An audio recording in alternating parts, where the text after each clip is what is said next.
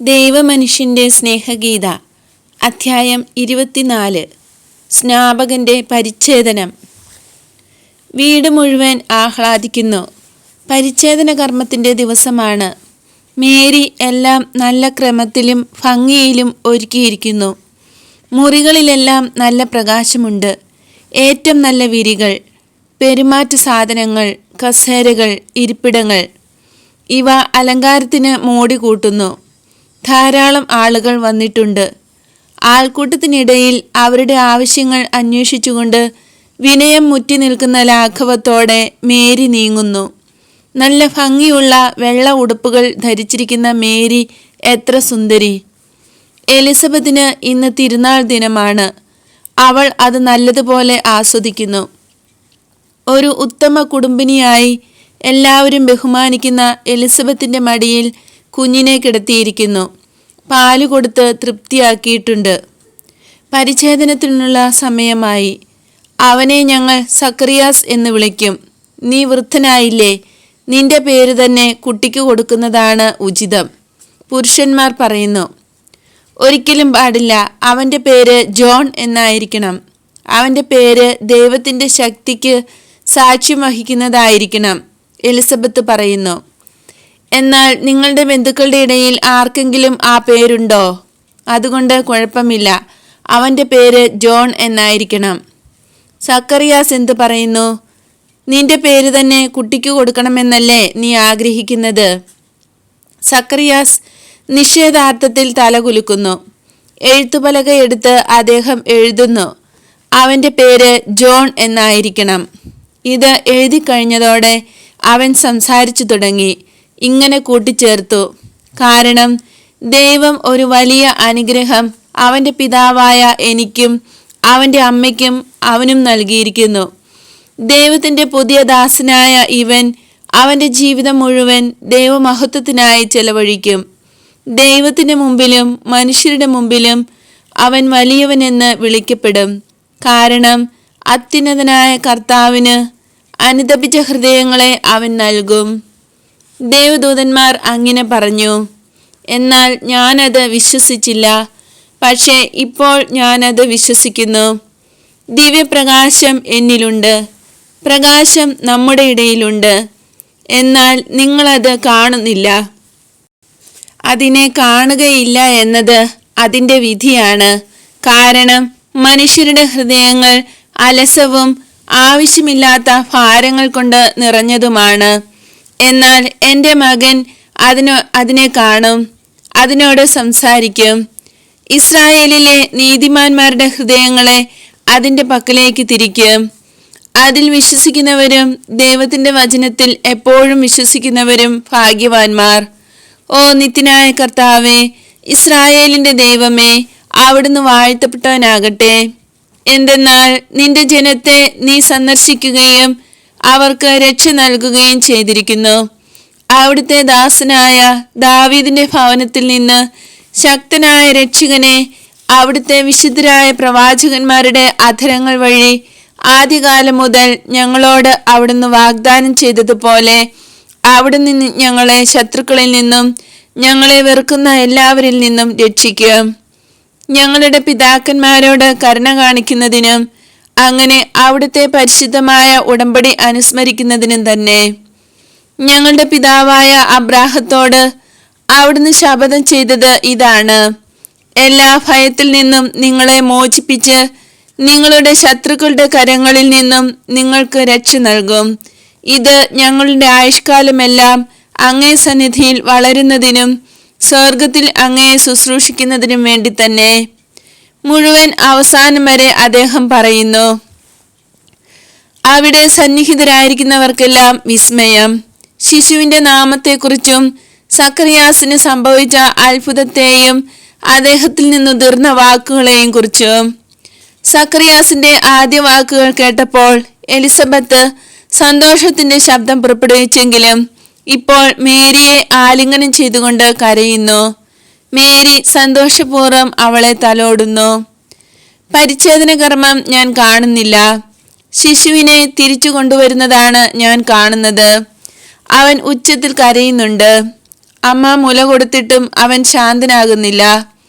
ഒരു കഴുതക്കുട്ടിയെപ്പോലെ അവൻ തൊഴിക്കുകയാണ്.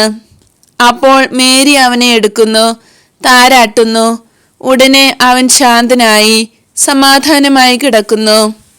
ഇപ്പോൾ കണ്ടോ, സാറ പറയുന്നു, അവൾ എടുക്കുമ്പോൾ മാത്രമേ അവൻ ശാന്തനാകുന്നുള്ളൂ. ആളുകൾ സാവധാനത്തിൽ തിരിച്ചു പോകുന്നു. മുറിയിൽ ഇപ്പോൾ കുഞ്ഞിനെ പിടിച്ചുകൊണ്ട് മേരിയും സന്തോഷവതിയായ എലിസബത്തും മാത്രമേയുള്ളൂ. സക്കറിയാസ് അകത്ത് കയറി വരുന്നു, കതകടയ്ക്കുന്നു. നിറഞ്ഞ കണ്ണുകളോടെ മേരിയെ നോക്കുന്നു. സംസാരിക്കണമെന്നാഗ്രഹമുണ്ട്, എന്നാൽ മൗനം പാലിക്കുന്നു. അദ്ദേഹം മുന്നോട്ടു നീങ്ങുന്നു. മേരിയുടെ മുന്നിൽ മുട്ടുകുത്തുന്നു. അവളോട് കർത്താവിൻ്റെ പാവപ്പെട്ട ദാസനെ അനുഗ്രഹിക്കണമേ എന്ന് പറയുന്നു. അനുഗ്രഹിക്കൂ. നീ അവനെ നിന്റെ ഉദരത്തിൽ വഹിക്കുന്നത് കൊണ്ട് നിനക്ക് അനുഗ്രഹിക്കാം. ഞാൻ എൻ്റെ തെറ്റ് അംഗീകരിക്കുകയും എന്നോട് പറയപ്പെട്ടവയെല്ലാം വിശ്വസിക്കുകയും ചെയ്തപ്പോൾ കർത്താവിൻ്റെ വചനം എനിക്ക് നൽകപ്പെട്ടു. ഞാൻ നിന്നെ കാണുന്നു, നിന്റെ സന്തോഷപ്രദമായ ഭാഗധേയവും കാണുന്നു. യാക്കോബിന്റെ ദൈവത്തെ നിന്നിൽ കണ്ട് ഞാൻ ആരാധിക്കുന്നു. നീയാണ് എൻ്റെ ഒന്നാമത്തെ ദൈവാലയം. അവിടെ പുരോഹിതനായി വീണ്ടും എനിക്ക് നിത്യപിതാവിന് പ്രാർത്ഥനകൾ അർപ്പിക്കാം. നീ ലോകത്തിന് കൃപ നേടി, നീ രക്ഷകനെ ലോകത്തിലേക്ക് കൊണ്ടുവരുന്നു. അതിനാൽ നീ അനുഗ്രഹീതയാകുന്നു. നിന്റെ ഔന്നത്യം നേരത്തെ മനസ്സിലാക്കാതിരുന്നത് നിന്റെ ദാസനോട് ക്ഷമിക്കണമേ.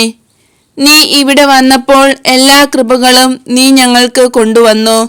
കാരണം നന്മ നിറഞ്ഞവളെ, നീ പോകുന്നിടത്തെല്ലാം ദൈവം അത്ഭുതങ്ങൾ ചെയ്യുന്നു. നീ പ്രവേശിക്കുന്ന ഭവനത്തിന്റെ ഭിത്തികൾ ഭാഗ്യമുള്ളവ. നിന്റെ സ്വരം ശ്രവിക്കുന്ന കാതുകൾ ഭാഗ്യമുള്ളവ. നീ സ്പർശിക്കുന്ന ശരീരം ഭാഗ്യമുള്ളത്. അത്യുന്നതന്റെ ജനനെ, പ്രവാചകന്മാർ പറഞ്ഞിരിക്കുന്ന കന്യകെ, ലോകത്തിന് രക്ഷകനെ കൊണ്ടുവരുന്നവളെ, നീ കൃപാവരം നൽകുന്നതിനാൽ ദൈവത്തിന്റെ ജനം ഹൃദയ പരിശുദ്ധി നേടുന്നു. എളിമയുടെ തികവിൽ മേരി പുഞ്ചിരി തൂകിക്കൊണ്ട് പറയുന്നു, കർത്താവിന് സ്തുതി ഉണ്ടാകട്ടെ, അവിടുത്തേക്ക് മാത്രം. എന്നിൽ നിന്നല്ല, അവനിൽ നിന്നാണ് കൃപാവരങ്ങൾ പുറപ്പെടുന്നത്. അവൻ അത് നിങ്ങൾക്ക് തരുന്നു.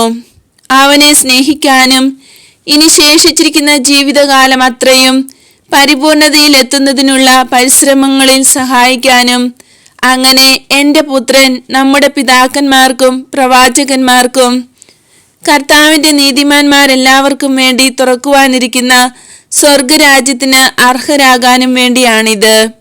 വിശുദ്ധ സ്ഥലത്ത് ഇനിയും നിങ്ങൾക്ക് പ്രാർത്ഥിക്കുവാൻ കഴിയുമല്ലോ. ദയവായി അത്യുന്നതന്റെ ദാസിയായ എനിക്ക് വേണ്ടി പ്രാർത്ഥിക്കണമേ. കാരണം ദൈവപുത്രന്റെ അമ്മയാകുക എന്നത് ആനന്ദപ്രദമാണ്. എന്നാൽ രക്ഷകന്റെ അമ്മയാകുക എന്നത് അഗാധമായ ദുഃഖത്തിന്റെ ഒരു ജീവിതമാണ്. എനിക്ക് വേണ്ടി പ്രാർത്ഥിക്കണം. കാരണം എൻ്റെ ദുഃഖത്തിന്റെ ഭാരം മണിക്കൂർ തോറും വർദ്ധിക്കുന്നതായി എനിക്ക് അനുഭവപ്പെടുന്നു. ഈ ദുഃഖം എൻ്റെ ജീവിതകാലം മുഴുവൻ ഞാൻ സഹിക്കേണ്ടതായി വരും.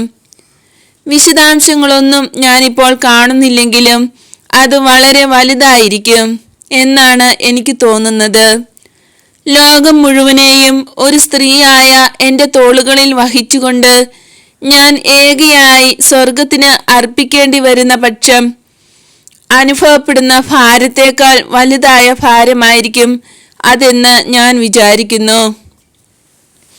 എൻ്റെ കുഞ്ഞ്, എൻ്റെ മകൻ, നിങ്ങളുടെ കുട്ടിയെ ഞാൻ താരാട്ടുമ്പോൾ അവൻ കരച്ചിൽ നിർത്തുന്നു. എന്നാൽ എൻ്റെ കുഞ്ഞിൻ്റെ വേദന ശമിപ്പിക്കാൻ എനിക്ക് കഴിയുമോ? ദൈവത്തിൻ്റെ പുരോഹിത, എനിക്ക് വേണ്ടി പ്രാർത്ഥിക്കൂ. കൊടുങ്കാറ്റിൽപ്പെട്ട ഒരു പുഷ്പം പോലെ എൻ്റെ ഹൃദയം ഞെട്ടിവിറയ്ക്കുന്നു. മനുഷ്യരെ ഞാൻ കാണുന്നു, അവരെ സ്നേഹിക്കുകയും ചെയ്യുന്നു. എന്നാൽ അവരുടെ മുഖത്തിന് പിന്നിൽ ശത്രുവിനെയും ഞാൻ കാണുന്നു. അവരെ ദൈവത്തിൻ്റെയും എൻ്റെ പുത്രൻ ഈശോയുടെയും ശത്രുക്കളാക്കുന്നവനെ ഞാൻ കാണുന്നു. ദർശനം അങ്ങനെ അവസാനിക്കുന്നു. മേരി ആകെ വിളറിയിരിക്കുന്നു. കണ്ണുനീർ നിറഞ്ഞു നിൽക്കുന്ന ആ കണ്ണുകൾ തിളങ്ങുന്നു. മേരി പറയുന്നു, സ്വന്തം പാപങ്ങൾ അംഗീകരിച്ച് അവയെക്കുറിച്ച് അനുതപിച്ച് ആത്മാർത്ഥമായി എളിമയോടെ ഏറ്റുപറയുന്നവനോട് ദൈവം ക്ഷമിക്കുന്നു. ക്ഷമിക്കുക മാത്രമല്ല, അവന് പ്രതിഫലം നൽകുകയും ചെയ്യുന്നു. എളിമയും ആത്മാർത്ഥതയും ഉള്ളവരോട് എൻ്റെ കർത്താവ് എത്ര ധാരാളമായ നന്മയാണ് കാണിക്കുന്നത്. അവനിൽ വിശ്വാസവും പ്രത്യാശയും വയ്ക്കുന്നവർക്ക് കർത്താവ് എത്ര നല്ലവനാകുന്നു. നിന്റെ ഹൃദയത്തിൽ ഭാരം ചുമത്തുകയും അതിനെ നിർജീവമാക്കുകയും ചെയ്യുന്നവയെ ദൂരെ കളഞ്ഞ് നീ ഹൃദയത്തെ വൃത്തിയാക്കുക. പ്രകാശം സ്വീകരിക്കാൻ നിന്റെ ആത്മാവിനെ ഒരുക്കുക. അന്ധകാരത്തിൽ വെളിച്ചം പോലെ അത് ഒരു ദിവ്യമായ ആശ്വാസവും വഴികാട്ടിയുമാണ്. ഓ ദൈവത്തോടുള്ള അടുപ്പം! വിശ്വസ്തരായിട്ടുള്ളവരുടെ ഭാഗ്യം എല്ലാത്തിനെയും അധികരിക്കുന്ന സമ്പത്ത്. നിന്നെ സ്വന്തമാക്കിയിരിക്കുന്നവൻ ഒരിക്കലും ഒറ്റയ്ക്കല്ല. അവൻ നിരാശയുടെ കയ്പ് ഒരിക്കലും അറിയുന്നില്ല. ഓ പരിശുദ്ധമായ സഖിത്വം! നിനക്ക് സങ്കടങ്ങൾ ഇല്ലാതാകുന്നില്ല. കാരണം അവതരിച്ച ദൈവത്തിന് ഒരുക്കിയിരിക്കുന്നത് സങ്കടമാണ്. അതുതന്നെയാണ് മനുഷ്യന്റെയും വിധി. എന്നാൽ ഈ സങ്കടത്തെ അതിൻ്റെ കയ്യിൽ തന്നെ മാധുര്യമായി നീ പകർത്തുന്നു. അതോടൊപ്പം ഒരു പ്രകാശവും ഒരു വാത്സല്യവും നീ തരുന്നു. അങ്ങനെ കുരിശിന്റെ ഭാരം സ്വർഗീയമായ ഒരു സ്പർശനത്താൽ നീ ലഘുവാക്കുന്നു. ദൈവിക സമൃദ്ധി നിനക്ക് കൃപാവരങ്ങൾ നൽകുമ്പോൾ ലഭിക്കുന്ന ദാനങ്ങൾ ഉപയോഗിച്ച് ദൈവത്തെ മഹത്വപ്പെടുത്തുക. നല്ല ഉപകരണത്തെ ഉപദ്രവിക്കാനുള്ള ആയുധമാക്കി മാറ്റുന്ന ബുദ്ധിശൂന്യരെ പോലെയോ തങ്ങളുടെ ധാരാളത നിമിത്തം സ്വത്തുകൊണ്ട് ദുരിതം വരുത്തി വയ്ക്കുന്നവരെ പോലെയോ ആകരുത്. എൻ്റെ മക്കളെ, നിങ്ങളുടെ മുഖത്തിന് പിന്നിൽ ശത്രു പ്രത്യക്ഷപ്പെടുന്നത് കാണുമ്പോൾ, എൻ്റെ ഈശോയ്ക്കെതിരെ തന്നെ തന്നെ ചുഴറ്റി എറിയുന്നവരെ കാണുമ്പോൾ എനിക്ക് വലിയ ദുഃഖമുണ്ടാകുന്നു, വളരെയേറെ ദുഃഖം. എല്ലാവർക്കും കൃപാവരം നൽകാൻ, കൃപയുടെ ഉറവിടമാകാൻ ഞാൻ ആഗ്രഹിക്കുന്നു. എന്നാൽ നിങ്ങളിൽ അധികം പേർക്കും കൃപാവരം വേണ്ട. നിങ്ങൾ കൃപകൾക്കായി ചോദിക്കുന്നു, എന്നാൽ ആത്മാവിൽ കൃപാവരമില്ല. അതിൻ്റെ ശത്രുക്കളാണ് നിങ്ങളെങ്കിൽ കൃപാവരം എങ്ങനെ നിങ്ങളെ സഹായിക്കും? ദുഃഖവെള്ളിയാഴ്ചയും ഒരു മഹാരഹസ്യം അടുത്തു വരുന്നു. അത് ദൈവാലയങ്ങളിൽ അനുസ്മരിക്കുകയും ആഘോഷിക്കുകയും ചെയ്യുന്നു. എന്നാൽ നിങ്ങളുടെ ഹൃദയത്തിൽ അനുസ്മരിക്കുകയും ആഘോഷിക്കുകയും ചെയ്യുകയാണ് ആവശ്യം. ഗാഗുൽത്തായിൽ നിന്ന് നെഞ്ചടിച്ചുകൊണ്ട് ഇറങ്ങി വന്ന് സത്യമായും ഈ മനുഷ്യൻ ദേവപുത്രനായിരുന്നു, രക്ഷകനായിരുന്നു എന്ന് പറഞ്ഞ ആളുകളെ പോലെ നിങ്ങളും നെഞ്ചത്തടിച്ചുകൊണ്ട് പറയൂ, ഈശോ, അങ്ങേ തിരുനാമത്തെ പ്രതി ഞങ്ങളെ രക്ഷിക്കണമേ എന്ന്. അവസാനം ഇങ്ങനെ പറയൂ, ഞാൻ യോഗ്യനല്ല, എന്നാൽ നീ എന്നോട് ക്ഷമിക്കുകയും എന്നിലേക്ക് വരികയും ചെയ്താൽ എൻ്റെ ആത്മാവ് സുഖപ്പെടും. പിന്നീട് ഞാൻ ഒരിക്കലും പാപം ചെയ്യാൻ ആഗ്രഹിക്കുകയില്ല. കാരണം വീണ്ടും രോഗിയായി അങ്ങേക്ക് അരോചകത്വം നൽകുന്നവനായി തീരാൻ ഞാൻ ആഗ്രഹിക്കുന്നില്ല. എൻ്റെ മക്കളെ, എൻ്റെ പുത്രൻ്റെ വാക്കുകൾ ഉപയോഗിച്ച് നിങ്ങൾ പ്രാർത്ഥിക്കുക.